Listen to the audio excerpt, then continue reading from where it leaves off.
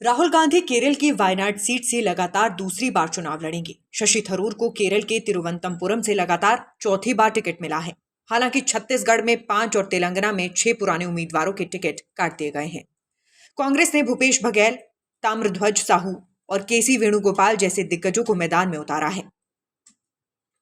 शुक्रवार को कांग्रेस के 39 उम्मीदवारों की पहली लिस्ट में ये बातें सामने आई हैं।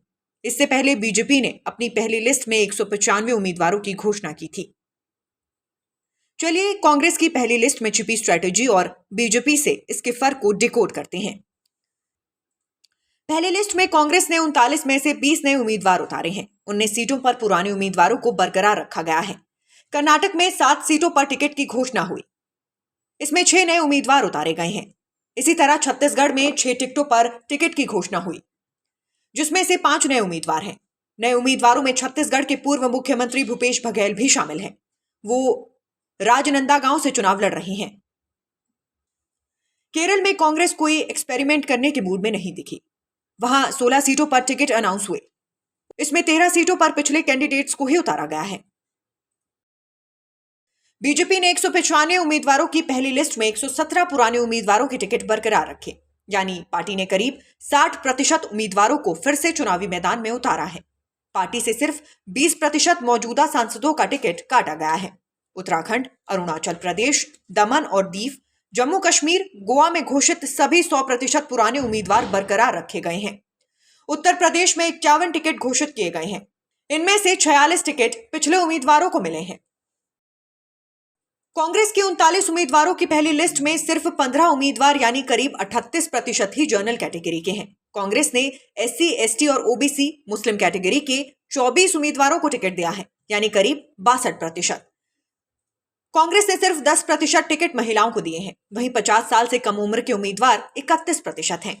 राहुल गांधी पिछले कुछ महीनों से लगातार जातिगत जनगणना को लेकर आवाज उठा रहे हैं। उन्होंने संसद में भी आबादी के हिसाब से भागीदारी की बात की थी। कांग्रेस उम्मीदवारों की पहली लिस्ट में 38% OBC उम्मीदवारों को जगह मिली है।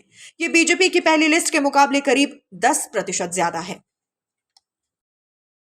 वहीं बीजेपी की बात करें तो बीजेपी ने 195 उम्मीदवारों की पहली लिस्ट में करीब 53% SC, ST, OBC और मुस्लिम कैटेगरी के उम्मीदवारों को दिए।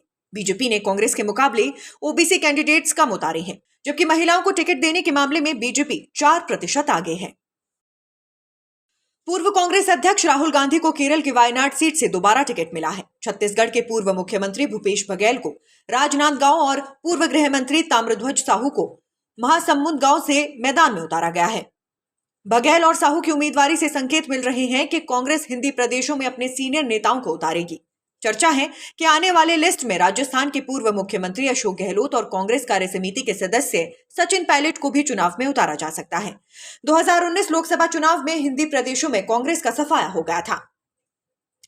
पार्टी के महासचिव और राज्यसभा सांसद केसी वेणुगोपाल को मैदान में उतारकर पार्टी ने संकेत दिया है कि उच्च सदन में अनुभवी सांसदों को लोकसभा चुनाव के लिए तैयार रहना पड़ सकता है। वेणुगोपाल केरल के अल्लापुझा से चुनाव लड़ेंगे। ये केरल की इकलौती सीट है जहां 2019 में कांग्रेस के नेतृत्व वाला UDF गठबंधन हार गया था। कांग्रेस ने अपनी लिस्ट में 8 राज्यों और 1 केंद्र शासित प्रदेश में कुल 39 उम्मीदवारों की घोषणा की है। इसमें 28 उम्मीदवार दक्षिण भारतीय प्रदेशों के हैं। कांग्रेस ने केरल में 16, कर्नाटक में 7, तेलंगाना में 4 और लक्षद्वीप में 1 सीट पर उम्मीदवारों की घोषणा की है।